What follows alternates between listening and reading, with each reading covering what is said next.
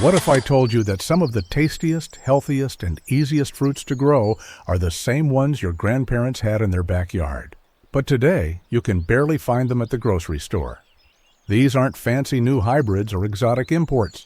They're old-fashioned, homegrown favorites, full of flavor and good for your health. In this video, we're going to explore 15 classic American fruits your grandparents grew and why you need to try them. Number 15 are Nanking cherries. These are fast-growing, bursting with bright red fruit and sweet enough to snack straight off the bush. Nanking cherries were a staple in old American homesteads. Native to Asia but embraced by American gardeners in the early 1900s, they grow on hardy shrubs that can withstand harsh cold winters. Your grandparents likely had a row of them by the fence, loaded with bees in spring and fruit by early summer. They're not too picky about soil, and once established, they practically thrive on neglect. Perfect for pies, jams, or just eating fresh, they're a forgotten gem that deserves a comeback. Number 14 is the Arkansas Black Apple. This isn't your average supermarket apple. It boasts a dense texture, dark hue, and striking presence, true to its name. Developed in the 1800s and prized for its long shelf life, this apple gets even sweeter the longer you store it. Your grandparents might have kept them wrapped in newspaper through winter. It's not the soft, juicy type you find today. It's firm, crisp, and tart with a deep wine-red skin. These apples love full sun, and they age like fine wine. If you're into old-fashioned flavors and want a tree that doubles as backyard art, the Arkansas Black is calling your name. Number 13 are Chickasaw plums. Tiny trees with wild flavor. The Chickasaw plum isn't just a fruit, it's a living piece of southern horticultural history. These plums were growing long before settlers ever arrived. Your grandparents probably foraged these from roadside thickets or had one growing near the edge of their fields. The fruit is small, tart, and bright red, and the trees bloom with delicate white flowers in spring. Chickasaw plums are tough. They can handle drought, poor soil, and neglect. Plant one, and you're not just growing fruit. You're preserving a legacy of the American landscape right in your backyard. Number 12 is the Pocket Melon. Also called the Plum Granny or Queen Anne's Pocket Melon, this curious little fruit was once treasured, not for its flavor, but for its perfume. Your great-grandparents might have tucked one into their coat pocket or placed it in a dresser drawer to make everything smell sweet. These small, round melons look like miniature cantaloupes and give off a powerful, fruity scent when ripe. Grown in American gardens as early as the 1800s, they've almost completely vanished today. While the taste is mild and bland, the aroma is very rich. If you want a living piece of garden history that smells like summer itself, the Pocket Melon is a forgotten classic worth growing. Number 11 is dewberries. Think blackberry, but lower, wilder, and packed with more flavor. Dewberries grow close to the ground, spreading like vines across meadows and fence lines. Your grandparents probably plucked them barefoot on summer mornings, staining their fingers purple. They ripen earlier than blackberries and carry a deeper, almost wine-like sweetness. Dewberries don't need pampering. Just give them some sun and a bit of space to sprawl. In return, you'll get bowls of berries perfect for cobblers, jams, or just eating straight from the vine. It's a simple plant with a lot of taste that could fit even in modern gardens. Number 10 is the strawberry tree, but don't let the name fool you. This isn't your average berry bush. The strawberry tree, also called arbutus, is an old-world plant that became a favorite in historic American gardens for its unique looks and curious fruit. It produces small, round, red fruits that look like strawberries but grow on a tree and ripen in fall.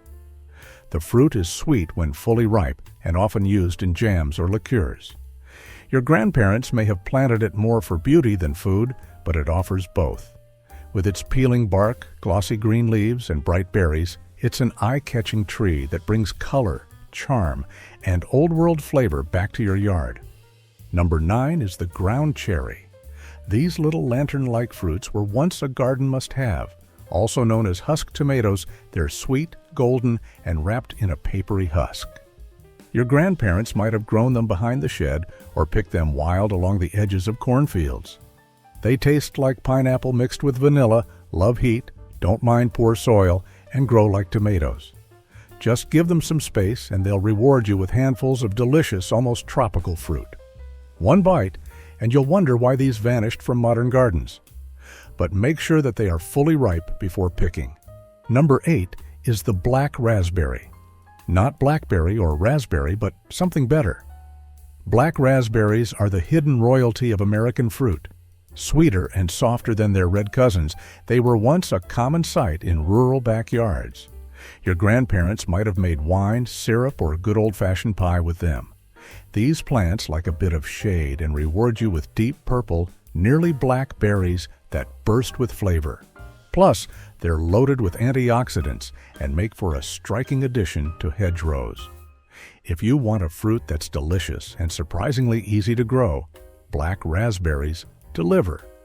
Number 7 is crabapples.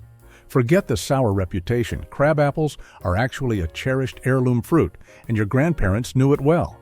They used them for jelly, cider vinegar, and all kinds of homemade recipes. In spring, the trees burst into white or pink blossoms, and some types even produce fruit sweet enough to eat fresh.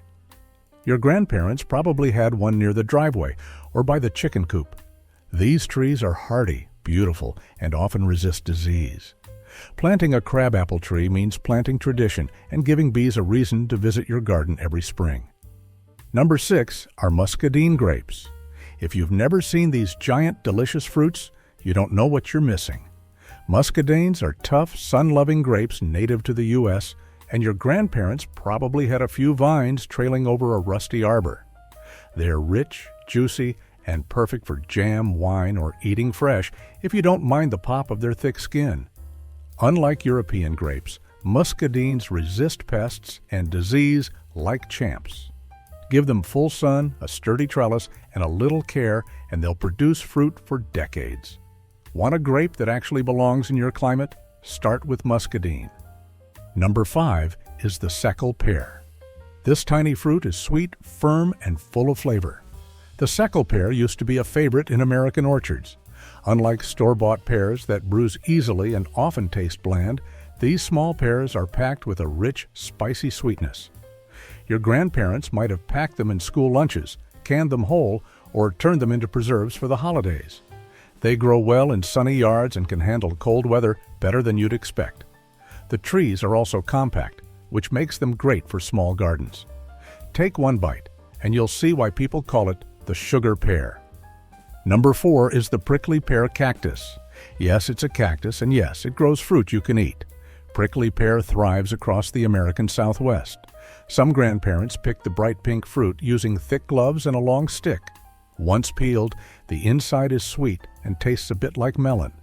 It's perfect for making syrup, jelly, or just eating fresh. Even the cactus pads are edible, which makes this a real survival plant. It's drought-tolerant, deer-resistant, and perfect for hot, dry climates. Plus, it looks beautiful in the garden and doubles as a unique fruit producer. Number 3 is the Thimbleberry. Have you ever tasted a raspberry that melts in your mouth like velvet? That's what a thimbleberry is like. It grows wild in the northern United States, especially around the Great Lakes and the Pacific Northwest. The berries are soft, bright red, and so delicate they can't be sold in stores. That's why you've probably never seen them. But your grandparents likely knew the best places to find them. Thimbleberries grow like shrubs, need very little care, and produce fruit with a sweet, honey-like aftertaste. If you've got room for a bit of wild beauty, this is the berry to plant. Number 2 is the black diamond watermelon. Big, bold, and made for hot summers, this was the watermelon that ruled backyard gardens for generations. With its thick, dark green rind and massive size, the black diamond could grow to over 50 pounds. Your grandparents probably grew it in sunny rows, waiting all summer for that first sweet slice. The flesh is bright red, juicy, and packed with sugar, not like the bland, store-bought kind. It takes up some space and needs a bit of patience, but the reward is a true taste of summer. And finally, number 1 is the Concord Grape. This is the taste of childhood summers and memories on the back porch. The Concord grape is one of the most nostalgic fruits in America. Your grandparents probably made jelly, juice, or even a little homemade wine from it. First developed in 1849 and named after Concord, Massachusetts, this grape is sweet, tangy, and instantly recognizable. It has thick skin, a juicy burst of flavor, and that unforgettable smell of ripe vines in late summer. It's easy to grow, handles cold weather well, and produces a lot of fruit. If you're planting a backyard garden, this grape is a must.